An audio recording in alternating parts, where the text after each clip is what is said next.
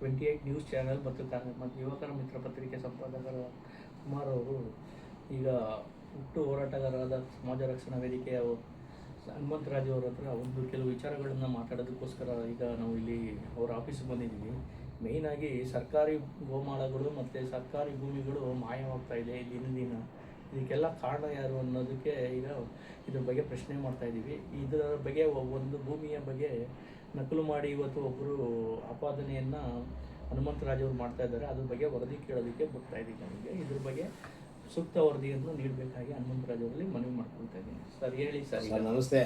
ಈಗ ಮೈಸೂರು ತಾಲೂಕು ವರ್ಣ ಹೋಬಳಿ ಆರೋಳಿ ಗ್ರಾಮದ ಸರ್ವೆ ನಂಬರ್ 846/1ರಲ್ಲಿ 7 ಎಕರೆ ಜಮೀನಿರುತ್ತೆ ಮೂಲತಃ. ಈ ಜಾಗದಲ್ಲಿ ಅದೇ ಊರಿನ ಮದೇವರನುಂಡಿಯ ಅಂಬರೀಷನವರು ಅನುಭವದಲ್ಲಿ ಮತ್ತೆ ಆ ಜಾಗದಿಂದ ಕಳೆದ 70 ವರ್ಷದಿಂದ ವ್ಯವಸಾಯ ಮಾಡ್ಕೊಂಡು ಬರ್ತಾ ಇರ್ತಾರೆ. ಇವರು 2020-21ರಲ್ಲಿ ಇದು ಒಂದು ಜಾಗಕ್ಕೆ ರೆಕಾರ್ಡ್ ಮಾಡಬೇಕು ಅಂತ ಹೋದಾಗ ಪಕ್ಕದ ಊರು ಲಕ್ಷ್ಮೀಪುರಂ ಅವ್ರಿಗೆ ಏನು ಮಾಡ್ತಾರೆ, ಇವರು ಸಂತೋಷ್ ಕುಮಾರು ಮತ್ತು ಸಣ್ಣಪ್ಪ ವೈರಮುಡಿ ಗೌಡ, ನಾತೇಗೌಡ ಇವರೆಲ್ಲ ಸೇರ್ಕೊಂಡು ಏನು ಮಾಡ್ತಾರೆ, ಒಂದು ಆಧಾರ್ ಕಾರ್ಡ್ ಜೊತೆಗೆ ಒಂದು 20 ರೂಪಾಯಿ ಸ್ಟಾಂಪು ಅಫಿಡವಿಟ್ ಪ್ರಮಾಣ ಪತ್ರ ಕೊಡ್ತಾರೆ. ಆ ಪ್ರಮಾಣ ಪತ್ರದಲ್ಲಿ ಏನು ಮಾಡ್ತಾರೆ, ಇವ್ರಿಗೆ ಹೆಂಗೆ ಬೇಕಂಗೆ ಬರ್ಕೊಂಬಿಡ್ತಾರೆ. ತಂದೆ ಯಾರೋ ನೋಡಿ ಅಲ್ಲೇನು ಮಾಡ್ತಾರೆ, ವೈರಮುಡಿಗೌಡ ಬಿನ್ ನಾತೇಗೌಡ ಉರುಪ್ ಬೆಟ್ಟ ನರಸೇಗೌಡ ಅಂದ್ರೆ ಏನರ್ಥ, ಯಾಕೆ ಬೆಟ್ಟ ಅಂತ ಆಗ್ತದೆ, ಕೈ ಬರೋ ಆರ್ಟಿಸಲ್ಲಿ ಬೆಟ್ಟ ಬಿನ್ ನರಸೇಗೌಡ ಅಂತ ಇರ್ತದೆ. ಟ್ಯಾಲಿ ಆಗಬೇಕಲ್ಲ. ಈಗ ರಸೀದ್ ಏನು ಹೇಳ್ತಾರೆ, ಅದಾಲತ್ತಲ್ಲಿ ಮಾಡಿರೋದು. ಅದಾಲತ್ತಲ್ಲಿ ಮಾಡಬೇಕು ಅಂದರೆ ಸ್ಥಳೀಕರು ಇರಬೇಕು, ಸುತ್ತಮುತ್ತ ಚೆಕ್ ಬಂದು ಜಮೀನ್ದಾರರು ಇರಬೇಕು. ಇವರೆಲ್ಲ ಇದ್ದಾಗ ಅವ್ರ ಸದ್ಯದಲ್ಲಿ ಆಮೇಲೆ ಅನುಭವ ಯಾರಿದ್ರೆ ಅವ್ರ ಎದುರುಗಡೆ ಮಾಜೂರು ಮಾಡ್ಬೇಕಾಯ್ತು. ಇವರು ಖಾತೆನ ಬದಲಾವಣೆ ಮಾಡಬೇಕು ಅಂತ ದುರುದ್ದೇಶ ಇಟ್ಕೊಂಡವರು ಯಾರೋ ದಾರಿಲಿ ಹೋಗೋರು ಸೈನ್ ಹಾಕ್ಸ್ಬಿಟ್ಟು ಸರ್ಕಾರಕ್ಕೆ ವರದಿ ಬರ್ತಾರೆ. ಪುಣ್ಯಾತ್ಮ ಉರುಪ್ ಅಂತೆ. ಏನು ನನಗೆ ಅರ್ಥ ಆಯ್ತಲ್ಲ ಇದು, ಇವ್ರು ಯಾರ್ರೀ ತಂದೆ ಹೆಸರು ಚೇಂಜ್ ಮಾಡಿ ಕೊಡಿ. ಉರುಪ್ ನಾತೇಗೌಡ ಅಂತ ಹಾಕ್ತಾರೆ. ದಾಖಲೆ ಇದೆ, ಸೈನ್ ಇದೆ, ಸಿಗ್ನೇಚರ್ ಇದೆ, ತಂಬಿದೆ, ಹೇಳಿಕೆ, ವೈರಮುಡಿ ಸೈನ್ ಇದೆ, ಸಂತೋಷ್ ಕುಮಾರ್ ಸೈನ್ ಇದೆ. ಅದಾಲತ್ ಕಂದಾಯ ಅದಾಲತ್ನಲ್ಲಿ ಆರೋಳಿ ಗ್ರಾಮ ಸಭೆ 840 ಪೋತಿ ಖಾತೆ ಬದಲಾವಣೆ ಸಂಬಂಧ ಅಂತ ಹೇಳ್ಬಿಟ್ಟು 3 ಎಕರೆ 6 ಗುಂಟೆ ಜಮೀನಿಗೆ ಖಾತೆರಾಗಿದ್ದ ಬೆಟ್ಟ ಬಿನ್ ನರಸೇಗೌಡರವರಿಗೆ ಉರುಪ್ಪಂತೆ ಇವ್ರು ದಾಖಲಾಗಿರ್ತದೆ ಅಂತ ಹೇಳ್ಬಿಟ್ಟು ವೈರಮುಡಿಗೌಡ ಅಂತ ಸೇರಿಸ್ಬಿಟ್ಟು ಇವರು ಮಾಡ್ತಾರಲ್ಲ. ಇವ್ರಿಗೆ ನಾಚಿಕೆ ಮಾನ ಮರ್ಯಾದೆ ಏನಾರು ಇದೆಯಾ? 3 ಎಕರೆ 6 ಗುಂಟೆಗೆ ಇವತ್ತು ಜಾಗ ಎಷ್ಟಿದೆ, ಅವ್ರು 70 ವರ್ಷದಿಂದ ಅನುಭವದಲ್ಲಿದ್ದಾರೆ. ರೆಕಾರ್ಡ್ ಮಾಡಿಸ್ಕೊಳ್ಳಿಲ್ಲ ಅಂದರೆ ಯಾರು ಏನು ಬೇಕಾದ್ರೆ ಮಾಡಬೇಕು. ಅದ ರೆಕಾರ್ಡ್ ಯಾರು ಮಾಡಬೇಕು? ಸರ್ಕಾರ ಮಾಡಬೇಕು. ರೈತರು ವ್ಯವಸಾಯ ಮಾಡಿಬಿಟ್ಬಿಟ್ಟು ಅವ್ರು ಕೆಲಸ ಮಾಡಿಬಿಟ್ಟು ಖಾತೆ ಕಂದಾಯ ನಿಂತ್ಕೊಂಡ ಸರ್ ಕಚೇರಿಗಳಲ್ಲಿ ಸರಿ ಟ್ಯಾಕ್ಸ್ ಕಟ್ಕೊಳ್ಳೋದು. ಇವರು ಕಂದಾಯ ಪಾವತಿ ಮಾಡ್ಕೊಳ್ಳಲ್ವಾ? ಕತೆ ಮಾಡಿ ನೀವು ಆ್ಯಸ್ ಪರ್ ರೆಕಾರ್ಡ್ ಬಂದು ಅಲ್ಲಿ ಬಾಜರು ಮಾಡಿ. ಯಾರು ಅನುಭವದಲ್ಲ ಅವರೇ ಮುಂದೆ ಹಿಂದೆ 79 ವರ್ಷದಿಂದ ದಾಖಲೆಗಳಿಲ್ಲ ಅಂದರೆ ಅನುಭವದಲ್ಲಿ ಯಾರು ಎಷ್ಟು ಜನ ಖಾತೆ ಮಾಡಲಿಲ್ಲ, ಎಲ್ಲ ವಜಾ ಮಾಡಿಬಿಡಿ. ಹಂಗಾರೆ ರೆಕಾರ್ಡಿಂದ ಎಷ್ಟು ಜನ ಖಾತೆ ಮಾಡಲಿಲ್ಲ ಅನುಭವದ ಆಧಾರದ ಮೇಲೆ ಇವ್ರು ಇಲ್ಲಿ ಯಾಕೆ ಪರಿಗಣಿಸ್ತಿಲ್ಲ? ಹಂಗಾದ್ರೆ ಇದು ಫೇಕು. ನೋಡಿ ಆಧಾರ್ ಕಾರ್ಡಲ್ಲಿ ವೈರಮುಡಿ ಬಿನ್ ನಾತೇಗೌಡ ಅಂತದೆ, ಇಲ್ಲಿ ಉರುಪ್ ಬೆಟ್ಟ ಬಿನ್ ನರಸೇಗೌಡ ಅಂತ ಮಾಡ್ತಾರೆ. ಆಮೇಲೆ ಆ ರಸೀದಿ ಹೇಳ್ತಾರಂತೆ, ಆ ಹನುಮಂತರಾಜು ಹಂಗೆ ಮಾಡ್ರಿ ಹಿಂಗೆ ಮಾಡ್ರಿ. ನಂಗೆ ಏನ್ರಿ ನೀವು ಮಾಡಿದ್ರಿ? ನಿಮ್ಮಂತೆಯವರು ಬೇಜಾನ್ ಜನ ನೋಡ್ಬಿಟ್ಟಿದ್ದೀನಿ ನಾನು ಇವತ್ತು. ನೀವು ಸರ್ಕಾರ ಸಂಬಳ ತಗೊಂಡು ಏನು ತಿರುಗಿ ಕೆಲಸ ಮಾಡ್ತಾರೋ ನೀವು ಅದನ್ನ ರೈತರ ಮೇಲೆ ಹೊಡಿತೀರಲ್ರಿ. ನೀವು ಮಾನ ಮರ್ಯಾದೆ ಇದೆಯಾ? ಸಂಬಳ ತಗೊಂಡು ರೈತರು ನಾವು ಕಟ್ಟು ತೆರಿಗೆಲ್ಲಿ ಬದುಕ್ತಾರ ನೀವು. ನನ್ನೇನ್ರಿ ನೀವು ಮಾಡೋದು? ಅದೇನೋ ಸ್ಟ್ರೈಕ್ ಮಾಡ್ತೀನಲ್ಲಪ್ಪ, ನಿನಗೆ ತಾಕತ್ತಿದ್ರೆ ಇವತ್ತು ಚಾಲೆಂಜ್ ಮಾಡ್ತಾ ಇದ್ದೀನಿ ರಶೀದ್ ಅವರೇ, ನೀವು ಸ್ಟ್ರೈಕ್ ಮಾಡಿರಿ, DCF ಮುಂದೆ ಮಾಡಿ. ನನಗೆ ಬಂದೆ ರೆಕಾರ್ಡಿಂಗ್ ಇದೆ ನಂತರ ನೀವು ಯಾರು ಮಾತಾಡಿದ್ದೀರಿ ಅಂತ. ಏನು ಸ್ಟ್ರೈಕ್ ಮಾಡೋದು? ನೀವು ತಪ್ಪು ಮಾಡಿಬಿಟ್ಟೆ ಇಷ್ಟು ನಿಮಗೆ ಅಹಂಕಾರ ಇದ್ರೆ ಅನ್ಯಾಯಕ್ಕೊಳಗೋದವ್ರು ಅರೆಸ್ಟ್ರಿ ಏನು ಆಟ ಆಡ್ತಾವ್ರ? ಮೊದಲು ಮೈಸೂರಲ್ಲಿ ಕಂದಾಯ ಅಧಿಕಾರಿಗಳು ಎಲ್ಲರೂ ಚೇಂಜ್ ಮಾಡಬೇಕು. ಎಲ್ಲ ತುಂಬ ವರ್ಷದಿಂದ ಇದ್ದು ಬಲಿಷ್ಠರಾಗ್ಬಿಟ್ಟವ್ರೆ. ಯಾವ ಜಾಗ ಏನು ಮಾಡಬೇಕು ಅಂತ ಕೂತ್ಕೊಂಡು ಜಾಗದಲ್ಲೇ ಮಾಡ್ತಾರೆ. ಆ ಅಧಿಕಾರಿ ಯಾರು ಬೇಡ, ವಾರಸ್ದಾರರು ಬೇಡ, ಅಲ್ಲೇ ಮಾಡಿಬಿಟ್ಟಿರ್ತಾರೆ. ಆ ಮಟ್ಟಕ್ಕೆ ಕಂದಾಯ ಇಲಾಖೆ ಇಡೋಗದೆ. ಸನ್ಮಾನಿಸಿ ಬೈರೇಗೌಡರು ಕ್ಲೀನ್ ಮಾಡಬೇಕು. ಮೈಸೂರು ಒಂದು ಒಳ್ಳೆ ಸಾಂಸ್ಕೃತಿಕ ನಗರ, ಕಾಲದಿಂದಲೂ ಒಂದು ಹೆಸರು ಮಾಡ್ಕೊಬಂದಿದೆ. ಇವತ್ತು ಮಸಿ ಬೆಳಿ ಕೆಲಸ ಆಯ್ತದೆ. ಮೈಸೂರು ಹೊರದೇಶದಿಂದ ಬರ್ತಾರೆ ವಿಶ್ವವಿಖ್ಯಾತ ದಸರಕ್ಕೆ. ಒಂದು ಮಾನ ಮರ್ಯಾದೆ ಇಲ್ಲ ಇವ್ರಿಗೆ. ಖಾತೆಗಳು ಯಾರಿಗೂ ಬದಲಾಯಿಸ್ತಾರೆ. ಬಡಪಾಯಿ ಅಂಬರೀಷ್ ಜಾಗನ ಹೊಡೆದ್ಬಿಟ್ಟು ಇವತ್ತು ದೂರ ತಗೊಂಡು ಎದುರುದಾರರಿಗೆ ಒಂದು ಹೇಳಿಕೆ ಕೊಡ್ಸೋರಂತೆ. ಹನುಮಂತರಾಜು ಹೇಳ್ಬಿಟ್ರು ರಾಜಿ ಮಾಡ್ಕೊಂಡು ಇನ್ನೇನು ಮತ್ತೆ ಇಟ್ಕೊಂಡು ಕತ್ತರಿಸಿ ಅನ್ಬೇಕಾ? ತಪ್ಪು ಮಾಡಿದ್ರೆ ಸರಿ ಮಾಡ್ಕೊಳ್ಳಿ ಅಂತ ಹೇಳಿದ್ವಿ. ನೀನು ನಾನು ಕೂಡ ಇನ್ನು ಜಮೀನ ನೀವೇನ್ರಿ ಎದುರುಗಡೆ ಕರ್ಸಿ ಹೇಳೋದು? ನಾನು ಮಾಡ್ತೀನಿ ನೋಡಿ. ಲೋಕಾಯುಕ್ತಿಗೆ ನಿನ್ನ ಮೇಲೆ SITಗೆ ಹಾಕ್ಬೇಕು. ಯಾಕಂದರೆ 286/2 ಏಜ್ ಆಫ್ ಸರಿ 2 ಎಕರೆ 39 ಗುಂಟೆ ಪಕ್ಕಾ ಫೇಕ್. ನೀವೇ ಮಾಡಿರೋದು. ನಾನು ಗಂಟಾ ಘೋಷವಾಗಿ ಹೇಳ್ತೀನಿ ಅಂತ ಡಾಕ್ಯುಮೆಂಟ್ ಇವೆ. ಮತ್ತು ಇನ್ನೊಂದು 28/4 28 ಹಳೆ ಸರ್ವೆ 2 ಇವೆಲ್ಲ ನಕಲಿ ಆಗವೆ. ನಿಮ್ಮ ಸಂಬಂಧಿಕರಲ್ಲಿ 5-6 ಎಕರೆ 10 ಎಕರೆ ಜಮೀನುಗಳೆಲ್ಲ ಇದಾವೆ ಆಫೀಸಲ್ಲಿ. ನೀವು ತಕ್ಕದಾದ ಪಾಠ ಕಲಿಸಿಲ್ಲ ಅಂದರೆ ನಾನು ಸಮಾಜ ರಕ್ಷಣೆ ಬಿಟ್ಬಿಡ್ತೀನಿ. ಏನು ಆಟ ಆಡ್ತಾ ಇರೋ ರೈತರಿಗೆಲ್ಲ ಅನಾನುಕೂಲ ಮಾಡಿಕೊಂಡು. ಸರ್ ಹಾಗಾದ್ರೆ ನೀವು ಹೇಳೋ ಲೆಕ್ಕ ಹಾಗಾದ್ರೆ ನೋಡ್ತಾ ಇದ್ರೆ ಹಾಗಾದ್ರೆ ಎಲ್ಲ ಅಧಿಕಾರಿಗಳು ತಮ್ಮ ಇಷ್ಟ ಬಂದಂಗೆ ಏನ್ ಬೇಕಾದ್ರೂ ಮಾಡ್ಕೊಳ್ಳೋ ಲೆವೆಲ್ಗೆ ಇದ್ದಾರೆ ಅಂತ ಹೇಳ್ತೀರಾ? ಮತ್ತೆ ಇದರಲ್ಲಿ ಸರ್ಕಾರನೇ ಅದರ ಪಾಲುದಾರಿಕೆ ಇದೆ ಅಂತೀರಾ ಅಥವಾ ಇಲ್ಲ ಅಂತೀರಾ ಸರ್? ಸರ್ ಈಗ ನಾನು ಹೇಳೋದು, ಈಗ ಮೈಸೂರು ಒಂದು ಜಿಲ್ಲೆ, ಸರ್ಕಾರದ ಒಂದು ರಾಜ್ಯ ಮಟ್ಟದ್ದು. ಇವ್ರು ಏನು ಮಾಡ್ತಾರೆ ಅಂತ ಅವ್ರು ತಲುಪ್ತಾ ಇಲ್ಲ. ಇಂಟೆಲಿಜೆನ್ಸ್ ರಿಪೋರ್ಟ್ ಏನು ಮಾಡ್ತದೆ ಮೈಸೂರಲ್ಲಿ ಅಂತ ಕೇಳೋದು. ಏನು ಮಾಡ್ತಾವ್ರೆ? ಈಗ ನಾವು ರಿಪೋರ್ಟ್ ಮಾಡ್ತೀವಲ್ಲ, ಅದನ್ನೆಲ್ಲ ಯಾಕೆ ತಲುಪಿಸಲ್ಲ ಸರ್ಕಾರಕ್ಕೆ?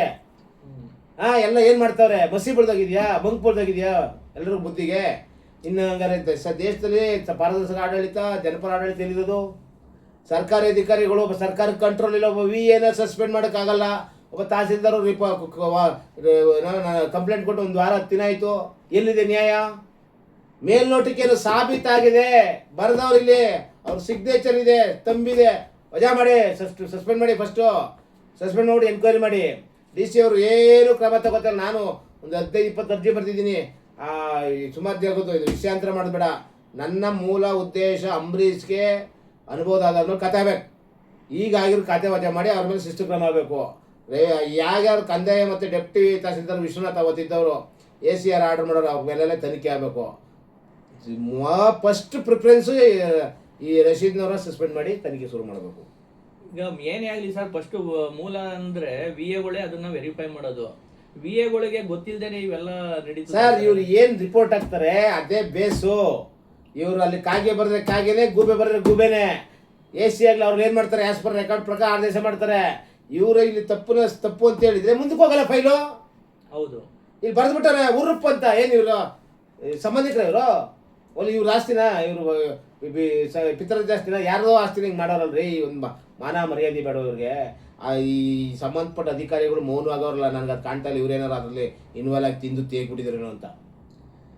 ಈಗ ಇದ್ರ ಬಗ್ಗೆ ನೀವು ಈಗ ಹೋರಾಟಕ್ಕೆ ಯಾವ್ಯಾವ ರೀತಿಯಲ್ಲಿ ಮಾಡಬೇಕು ಅಂತ ನಾನು ಇವತ್ತು ಆಂಟಿ ಕರಪ್ಷನ್ಸು ಜಾಗೃತಿ ದಳ ಇದು SITಗೆ ಹೋಗ್ಬೇಕು. ಯಾಕಂದರೆ ಒಂದು 15-20 ಎಕರೆ ಈ ಥರ ಆಗೋದಿದ್ರೆ ಒಂದು ಇವತ್ತು ಮೈಸೂರು 1 ಕೋಟಿ ಕಡಿಮೆ ಎಕರೆ ಎಲ್ಲೂ ಸಿಕ್ಕಲ್ಲ. ಇವೆಲ್ಲ ಹತ್ತತ್ರ ಇರುವೆ 2 ಕೋಟಿ 30-40 ಕೋಟಿ ಹಗರಣದಲ್ಲಿ ಭಾಗಿಯಾಗವ್ರೆ. ಸಂಬಂಧಪಟ್ಟ ಅಧಿಕಾರಿಗಳ ಮೇಲೆ ನಾನು ಉಲ್ಲೇಖಿಸಿ ಇವತ್ತು ನಮೂನೆ 1-2ರಲ್ಲಿ ಲೋಕಾಯುಕ್ತ ಸಲ್ಲಿಸ್ತಾ ಇದ್ದೀನಿ. ತದನಂತರ ಸಕ್ಷಮ ಮೇಲ್ಮನೆ ಪ್ರಾಧಿಕಾರಗಳಿಗೂ ನಾನು ಏನು ಮಾಡಬೇಕು ಅದನ್ನು ಮಾಡ್ತಾ ಇದ್ದೀನಿ. ಒಳ್ಳೆಯದು ಸರ್. ಈಗ ಇದೇ ಥರ ಈಗ ಸರ್ಕಾರಿ ಭೂಮಿಗಳುವೆ ಮಾಯ ಆಗ್ತಾ ಇದೆ ಸರ್. ಬರೀ ಈಗ ನೀವು ವ್ಯಕ್ತಿಗಳದ್ದು ಹೇಳ್ತಾ ಇದ್ದೀರಾ, ಸರ್ಕಾರಿ ಭೂಮಿಗಳು ಇವತ್ತು 1000 ಎಕರೆ ಇವತ್ತು ಮಾಯ ಆಗ್ತಾ ಇದೆ. ಕೃಷ್ಣ ಬೈರೇಗೌಡ್ರೆ ಒಂದು ಇದರಲ್ಲಿ ಹೇಳಿದ್ದಾರೆ, ಮೈಸೂರು ಭಾಗದಲ್ಲೇ 40,000 ಎಕರೆ ಸರ್ಕಾರಿ ಭೂಮಿ ಮಾಯವಾಗಿದೆ. ಇದ್ರ ಬಗ್ಗೆ ನಾನು ಕ್ರಮ ತಗೋತೀನಿ ಅಂತ ಅವರು ಅವಾಗ ಸ್ಟಾರ್ಟಿಂಗಲ್ಲಿ ಹೇಳಿದ್ರು ಕೃಷ್ಣ ಬೈರೇಗೌಡರು. ಆದರೆ 40,000 ಎಕರೆ ಅವ್ರ ಬಾಯಿಲೆ ಬಂದ ಮೇಲೆ ಇದನ್ನು ಮೈಸೂರು ಮಿತ್ರ ಪತ್ರಿಕೆಯಲ್ಲೂ ಸಹ ಬಂದಿತ್ತು ಇದು. ಹಾಗಾದ್ರೆ ಎಲ್ಲಿ ಹೋಗ್ತಾ ಇದೆ ಹಾಗಾದ್ರೆ ಸರ್ಕಾರಿ ನೋಡಿ? ವರದಿಲಿದ್ರೆ ಆಗಲ್ಲ. ವರದಿ ಜಾರಿಗೆ ಬರಬೇಕು. ಅವರು ಆದೇಶ ಮಾಡಲಿ ಬಿಡಿ. ನೀವು ಹೇಳ್ತಾರೆ ಸತ್ಯ. ದೇವನೂರು, ಕೆಸರ, ಅಂಚೆ, ರಾಮನಹಳ್ಳಿ, ಕ್ಯಾತ್ಮನಹಳ್ಳಿ ಇಲ್ಲಿಗೆ ಹೋದರೆ 1,000 ಎಕರೆ ಸಿಗ್ತದೆ ಅಕ್ರಮ ಆಗಿರೋದು. ಎಟ್ ಪ್ರೆಸೆಂಟು ನಾನು ಕಂಡಂಗೆ ಒಂದು 250 ಎಕರೆ ಅಕ್ರಮವಾಗಿ ಸರ್ಕಾರಿ ಜಾಗದಲ್ಲಿ ಮನೆ ಕಟ್ತಾವ್ರೆ. ಇವ್ರು ಯಾರು ಕ್ರಮನೇ ತಗೊಳ್ಳಲ್ಲ. ಮೂಢಾಧಿಕಾರಿಗಳು ಅಷ್ಟೇ ತಗೋರೆ. ಯಾವ ಮಟ್ಟಕ್ಕೆ ಅಂದರೆ ಕಣ್ಣು ಮುಚ್ಚಿ ಕೂತಿರ್ತಾರೆ. ತುಂಬ ಹೋರಾಟ ಮಾಡಿದ್ರೆ ಒಂದು ಹೆಜ್ಜೆ ಹೋಗೋದು, ಅಲ್ಲಿಂದ ಬಂದ್ಬಿಡೋದು. ಇದೊಂಥರ ಕಣ್ಣೊರೆಸೋ ತಂತ್ರಗಳು. ನಾನು ಹೇಳ್ತಾ ಇರೋದು ಇಮಿಡಿಯೇಟ್ಲಿ ಲ್ಯಾಂಡ್ ಭೂಸ್ವಾಧೀನದಲ್ಲಿರೋ ಮೊದಲು ಅಧಿಕಾರಿಗಳನ್ನ ಸಸ್ಪೆಂಡ್ ಮಾಡಬೇಕು. ಅವ್ರು ಸರ್ವೆ ನಂಬರ್ 4 ಮಾಡಿರುವಂಥ 33 ಸೈಟ್ ಹಗರಣ ನಾನು ಲೋಕಾಯುಕ್ತ ಹಾಕಿದ್ದೀನಿ. ಯಾರೋ ಸ್ಪೆಷಲ್ ಲ್ಯಾಂಡ್ ಅಕ್ವಿಸಿಷನ್ ಮಂಜುನಾಥ್, ಶ್ರುತಿ ಮ್ಯಾನೇಜರು, ಸಚಿನ್, ಆಮೇಲೆ ಇವರು ಇನ್ನೊಂದಷ್ಟು ಅವರಲ್ಲಿ ದರ್ಶನ್, ರಘು ಸರ್ ಎಲ್ಲ ಸೇರ್ಕೊಂಡು ಈ ಸಚಿನ್ ಈ ಪಾತ್ರದಲ್ಲಿ ಇದ್ದರೆ ಅವ್ರದ್ದು ಪಾತ್ರ ಇದೆ ಬೇರೆ ಬೇರೆ ಪಾತ್ರದಲ್ಲಿ. ಇದರಲ್ಲಿ 33 ಸೈಟು ಸಿದ್ದರಾಮಯ್ಯವ್ರಿಗಿಂತ ದೊಡ್ಡ ಹಗರಣ ಇದು. ಅವ್ರದ್ದು ಹಗರಣ ನಾನು ಹೇಳ್ತಾ ಇಲ್ಲ, ಆ ಕೇಸ್ ಪ್ರಕರಣಕ್ಕಿಂತ ದೊಡ್ಡ ಪ್ರಕರಣ. ವಿಜಯನಗರ ಪೋಸ್ಟ್ ಸ್ಟೇಜಲ್ಲಿ ಕೊಟ್ಟರೆ ರೀ ಹೊಟ್ಟೆ ಉರಿತದೆ. 1 ಕೋಟಿ 1 site 33. Total Mysuru land mafia, ಕಬ್ಜಾ, ಭೂಗಳ್ರು, ಕೆಲ ಅಧಿಕಾರಿ ಭೂಗಳ್ರವ್ರೆ. ಈ ಸರ್ಕಾರಿ ಭೂಗಳ್ರಿ ಇವ್ರನ್ನ ಅದಕ್ಕೆ ಅಂತ ನೇಮಿಸೋದು. ಲಕ್ಷ ಕೊಟ್ಬಿಟ್ಟು ಟ್ರಾನ್ಸ್ಫರ್ ಮಾಡಿಸ್ಕೆ ಯಾಕೆ ಬರ್ತಾರೆ ಹೇಳಿ? 1 ಎಕರೆ ಮಾಡಿದ್ರೆ ಸಾಕು ಟ್ರಾನ್ಸ್ಫರ್ ದುಡ್ಡು. ಇದನ್ನು ಸರಿಯಾಗಿ ಅರ್ಥ ಮಾಡ್ಕೊಂಡು ಸರ್ಕಾರ ಮುಂದೆ ಬರಲಾದ್ರೆ ಜನ ನೋಡ್ತಾವ್ರೆ, ಬೇಸತ್ತು ಬಿಡ್ತಾರೆ, ಪಾಠ ಕಲಿಸ್ತಾರೆ. ಸರ್ಕಾರ ಆಡಳಿತಾತ್ಮಕ ಸರಿಯಾದ ನಿರ್ಧಾರ ತಗೋಬೇಕು. ಅದು ಮೈಸೂರು ಸಿದ್ದರಾಮಯ್ಯ ತವರು ಕ್ಷೇತ್ರ ಇದು. ಇಲ್ಲಿ ನಡೀತಾ ಇರುವಂಥ ದಂಧೆ ಮಾತೇತ್ರ ಅವ್ರು ಪರಿಚಯ ಇರ್ತಬಿಡ್ತಾರಲ್ವ ಸಿದ್ದರಾಮಯ್ಯ ಹಿಂಗೆ ಟೋಟಲ್ ಆಡಳಿತಾತ್ಮಕ ವ್ಯವಸ್ಥೆ ಲೋಪದೋಷಗಳು ಭಾಳ ಆಗ್ಬಿಟ್ಟಿದೆ ಸರ್. ಇದ್ರ ಬಗ್ಗೆ ನೀವು ರಾಜ್ಯಪಾಲರಿಗೆ ಯಾಕೆ ಹಾಗಾದ್ರೆ ನೀವು ನಾನು ಗವರ್ನರ್ಗೆ ಏನು ಮಾಡ್ತಾ ಇದ್ದೀನಿ, ಎಲ್ಲ ಸರ್ವೆ ನಂಬರು ಕಲೆ ಆಗ್ತಾ ಇದ್ದೀನಿ ಸರ್. ಇವತ್ತು ನಿಮ್ಮ ಮಾಧ್ಯಮದ ಮುಂದೆ ಪತ್ರಿಕೆ ಮುಂದೆ ಬಿತ್ತರಿಸ್ತಾ ಇದ್ದೀನಿ. ನಾನೊಂದು 80ರಿಂದ 90 ಸರ್ವೆ ನಂಬರ್ ಕಲೆಕ್ಟ್ ಮಾಡಿಟ್ಟಿದ್ದೀನಿ. ಯಾವುದೋ ಸರ್ಕಾರಿ ಜಾಗ ಪೂರ್ಣ, ಅರೆ ಸರ್ಕಾರಿ ಅಲ್ಲ, ಪೂರ್ತಿ ಸರ್ಕಾರಿ ಜಾಗಲ್ಲೇ ಎಲ್ಲ ಡ್ರಾಫ್ಟ್ ಮಾಡಿ ಗೌರ್ನರು ಮತ್ತು ಸೆಂಟ್ರಲ್ ಗೌರ್ಮೆಂಟ್ಗೂ ಹಾಕ್ತೀನಿ ನಾನು. ಎಲ್ಲ ಇಲಾಖೆಗಳಿಗೂ ಹಾಕಿ ಅಲ್ಲಿಂದಲೇ ತನಿಖೆ ಶುರುವಾಗಲಿ. ಇರೋದಂಗೆ 40,000 ಎಕರೆ, ಏನು 40,000 ಎಕರೆ ಮೇಲೆ ಆಗೋದು ಮೈಸೂರಲ್ಲಿ. ಹಿಂದೆ ಮಹಾರಾಜರ ಜಮೀನುಗಳು ಎಲ್ಲ ಕಬ್ಜಾ ಮಾಡ್ಬಿಟ್ಟವ್ರೆ. ಸರ್ಕಾರಿ ಮೂಡ ಸ್ವಾಧೀನ ಮಾಡ್ಕೊಂಡವರು 100 ಎಕರೆ ಸ್ವಾಧೀನ ಮಾಡ್ಕೊತಾರೆ, ಡೆವಲಪ್ ಮಾಡಲ್ಲ. ಅದು ಏನು ಅಂತ ಯಾರಿಗೂ ಗೊತ್ತಿಲ್ಲ ಇದುವರೆಗೂ. ಆ ಅಧಿಕಾರಿಗೆ ಅಲ್ಲೇ ಮುಗೀತೋ, ಈ ಅಧಿಕಾರಿ ಇಲ್ಲೇ ಮುಗೀತೋ. ಇವಾಗ ಹೋಗಿ ದೇವನೂರಲ್ಲಿ ಬನ್ನಿ ತೋರಿಸ್ತೀನಿ. 286/2ರಲ್ಲಿ ಅಕ್ರಮ ಮನೆ ಕಟ್ತವ್ರೆ, ದೂರು ಕೊಟ್ಟಿದ್ದೀನಿ. ತಹಸೀಲ್ದಾರ್ ಮೊನ್ನೆ ಆರ್ಡರ್ ಮಾಡೋರೆ, ನೋಡಿದ್ರೆ ಏನು ಕ್ರಮ ತಗೊಳ್ಳಲ್ಲ. 208ರಲ್ಲಿ ಮೊನ್ನೆ ಅದು ಕಾಂಪೌಂಡ್ ಹೊಡೆದಾಕರು, ಪಕ್ಕದಲ್ಲೇ ಕ್ರಮ ತಗೊಳ್ಳಲ್ಲ. ಸುಮ್ಮನೆ ಹೋಗೋದು, ಕಣ್ಣವ್ರ ಸುತ್ತಂತ್ರ ಮಾಡೋದು. ಯಾಕೆಂದರೆ ಇವರು ಫುಲ್ ಬುಕ್ಡು. ಕೆಲವಕ್ಕೆ ಪ್ಲ್ಯಾನ್ ಕೊಟ್ಟವ್ರೆ, ನಕಲಿ ಪ್ಲ್ಯಾನ್ಗಳು. NOC ಕೊಟ್ಟವ್ರೆ, ನಕಲಿ NOCಗಳು ಮೂಡೋದಲ್ಲಿ. ಅಲ್ಲಿರುವಂಥ ದಂಧೆ ಇದುವರೆಗೂ ಇಡೀ ರಾಜ್ಯದಲ್ಲಿ ನಾನು ಕಂಡಂಗೆ ಮೂಡೋದು ನಡೆದಿರುವಂಥ ದಂಧೆ ಎಲ್ಲೂ ನಡೆಯಿಲ್ಲ. ಅಕ್ರಮ, ಅವ್ಯವಹಾರ, ಭೂಗಳ್ರು, ಕೆಲವು ಅಧಿಕಾರಿಗಳನ್ನ ಇಮಿಡಿಯೇಟ್ಲಿ ಅವ್ರನ್ನೆಲ್ಲ ಸಸ್ಪೆಂಡ್ ಮಾಡಿ ಅವ್ರ ತನಿಖೆ ನಡೀಲಿ. ಈ ಜಾಗ ಖಾಲಿ ಮಾಡಿ ಯಾರೋ ಸೂಕ್ತವಾದ ಆಡಳಿತಾತ್ಮಧಿಕಾರಿ ಹಾಕಿದ್ರೆ ಉದ್ಧಾರ ಆಗೋದು ಮಾತ್ರ. ಇವತ್ತು ಏನಾಗ್ತಾ ಇದೆ ಅಂದರೆ ಸರ್, ಲ್ಯಾಂಡ್ ಮಾಫಿಯಾ ಅನ್ನೋದು ಇವತ್ತು ಸಾವಿರಾರು ಕೋಟಿ ಆದಾಯ ಗಳಿಸೋ ಅಂತ ಒಂದು ವ್ಯವಸ್ಥೆ ಆಗ್ತಿದೆ.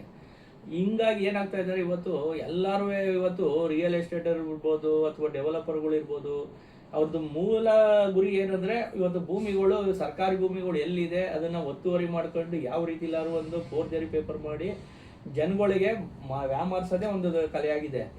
ಇದರಿಂದ ಈಗ ಜನ ಆಗರ ಯಾವ ರೀತಿ ಎಚ್ಚೆತ್ಕೊಳ್ಳೋದು ಹೇಗೆ? ಈಗ ನೀವು ಹೇಳೋದು ಸತ್ಯ ನೋಡಿ. ಯಾವುದೇ ಸೈಟ್ನ ಖರೀದಿ ಮಾಡಬೇಕಾದ್ರೆ ಅವರು ಸರಿಯಾದ ದಾಖಲೆ ಮಾಡಲ್ಲ. ಒಂದು 10 ಲಕ್ಷ ಕಡಿಮೆ ಕೊಡ್ತಾರೆ ಅಂದರೆ ಅಡ್ವಾನ್ಸ್ ಕೊಟ್ಬಿಡ್ತಾರೆ. ಅವ್ರು ಅಡ್ವಾನ್ಸ್ ಕೊಟ್ಟು ಲಾಕ್ ಮಾಡಿದ್ಮೇಲೆ ಇತ್ತ ಕ್ರಯ ಮಾಡ್ಕೋಬೇಕು, ಇಲ್ಲ ಬಿಡಬೇಕು. ದಾಖಲೆಗಳ ಪರಿಶೀಲನೆ ಮಾಡೋದೇ ಇಲ್ಲ. ಈಗ ದೇವನೂರಿಗೆ ಹೋಗಿ ದಾಖಲೆ ಹೇಳಿದ್ರು ಜನ ಖರೀದಿ ಮಾಡ್ತಾವ್ರೆ, ಇವಾಗ ಅನುಭವಿಸ್ತವ್ರೆ. ನಾನು ನೋಡಿದೆ 2-3 ಮಾಧ್ಯಮದಲ್ಲಿ 30 ಲಕ್ಷ 20 ಲಕ್ಷ ಬಿಟ್ಟಿದ್ದೀನಿ ಅಂತ. ಇನ್ನು ಮುಂದಕ್ಕೆ ಭಾಳ ಹಗರಣಗಳು ಆಚೆ ಬರ್ತವೆ. ಇದ್ರ ಬಗ್ಗೆ ಒಂದು ತನಿಖಾ ಸಂಸ್ಥೆ ಮಾಡಿ ಎಲ್ಲೆಲ್ಲಿ ಕಬ್ಜಾ ಅದಕ್ಕೆಲ್ಲ ಬೇಲಿ ಹಾಕಬೇಕು. ಆ ಜಾಗಗಳಿಗೆ ಬೋರ್ಡ್ ಹಾಕಿ ಅಕ್ರಮ ಪ್ರವೇಶ ಮಾಡೋರಿಗೆ FIR ಹಾಕ್ಸ್ಬೇಕು. ಒಬ್ರಿಗೂ ಆಗಲಿಲ್ಲ ಇದುವರೆಗೂ. ಯಾಕೆಂದರೆ ಅವ್ರಿಗೆ ಹಾಕಿದ್ರೆ ಇವ್ರು ಸಿಗತ್ತಲ್ಲ, ಅಧಿಕಾರಿಗಳು NOC ಕೊಟ್ಟವ್ರಲ್ಲ. ಮಂಜೂರಾತಿ ಪತ್ರ ಏನೋ ನಕಲಿ ಮಂಜೂರಾತಿ ಪತ್ರಗಳು ಕೊಟ್ಟವ್ರು ಎಷ್ಟೋ. ಆಮೇಲೆ ಅದಕ್ಕೆ ಒಂದು ಟೀಮ್ ಅದೇ. ಯಾರೋ ಮಾಧ್ಯಮದಲ್ಲಿ ಹೇಳ್ತಿದ್ರು, ದುಡ್ಡು ಕೊಟ್ಟರೆ ಏನು ಬೇಕಾದ್ರೂ ಮಾಡ್ತಾರೆ ಅಂತ. ಯಾರೋ ಜುನಾದ ಯಾರೋ ಈಗ ನಾನು ನೋಡಿದ್ರು ಮಾಡಿ ಈಗ ಒಂದು 2 ದಿನ ಕತೆ ಇದು.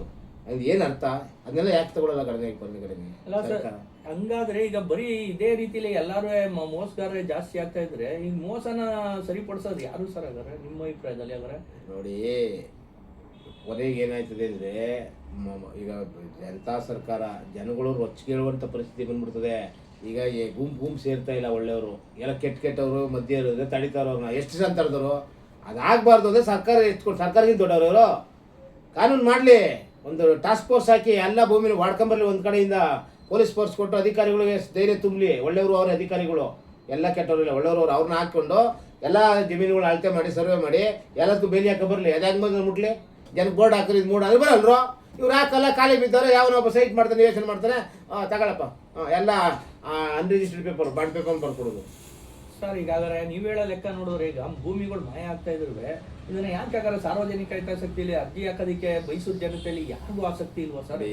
ಏನಾಯ್ತದೆ, ಕಾನೂನು ಹೋರಾಟ ಮಾಡಬೇಕು ಅಂದರೆ ಅದಕ್ಕೆ ಸಮಯ, ಸಂದರ್ಭ ಮತ್ತು ಖರ್ಚು ವೆಚ್ಚಗಳೆಲ್ಲ ಬೇಕು. ಇವತ್ತು ಹೋರಾಟಗಾರರು ಎಷ್ಟು ಜನ ನೆರಳ್ತಾವ್ರೆ, ಮೊದ್ಲಂಗಿಲ್ಲ. ಹೋರಾಟಗಾರರು ಸಪೋರ್ಟ್ ಕೊಡೋರಿಲ್ಲ ಇಲ್ಲಿ. ಅವ್ನು ಹೋರಾಟ ಮಾಡ್ತಾನೆ, ಅವ್ನಿಗೆ ಆಗ್ದಾರ ನಾಕೆ ತಗೊಂಡು ಅವ್ನು ತುಳಿತಾ ಇರ್ತಾರೆ. ಅವ್ನು ಇನ್ಯಾವುದೋ ಒಂದು ಸಣ್ಣ ಪುಟ್ಟ ಎಲ್ಲೋ ಒಂದು ಲೋಪ ಮಾಡಿದ್ರೆ ಅದು ದೊಡ್ಡ ಕೇಸ್ ಮಾಡ್ತಾರೆ. ಅವನೇನು ಮಾಡ್ತಾನೆ, ಸುಮ್ಮನೆ ಆಯ್ತಾನೆ. ಇದು ಹೋರಾಟಗಾರರಿಗೆ ಸರ್ಕಾರದಿಂದ ಬಲ ಬರಬೇಕು. ಈಗ ಎಲ್ಲರೂ ಕೈ ಜೋಡಿಸಿ ಸರಿ ಮಾಡೋಕ್ಕಾಗೋದು, ಬರೀ ಸರ್ಕಾರನೇ ಮಾಡೋಕ್ಕಾದ? ಈಗ ಪೊಲೀಸ್ ಇಲಾಖೆ ಎಲ್ಲ ಮಾಡ್ಬಿಟ್ರೆ ಜನತಾ ಸರ್ಕಾರ ಬೇಡವಾ, ಪ್ರಜಾಪ್ರಭುತ್ವ ಜನಗಳು ಸಹಕಾರ ಬೇಡವಾ? ಇದನ್ನು ತಗೋಬೇಕು ಇವರು. ಯಾರು ಪರಿಗಣಿಸೋದೇ ಇಲ್ಲ. ಈಗ ನಾವು ಹೋರಾಟ ಮಾಡ್ತಾ ಇರ್ತೀವ, ನಮ್ಮ ಮೇಲೆ ಯಾವುದೋ ಒಂದು ಸಣ್ಣ ಆಯ್ತದೆ ಅದನ್ನ ದೊಡ್ಡದು ಮಾಡ್ತಾರೆ. ಎಲ್ಲ ಸೇರ್ಕೊಂಡು ಕಂಪ್ಲೇಂಟ್.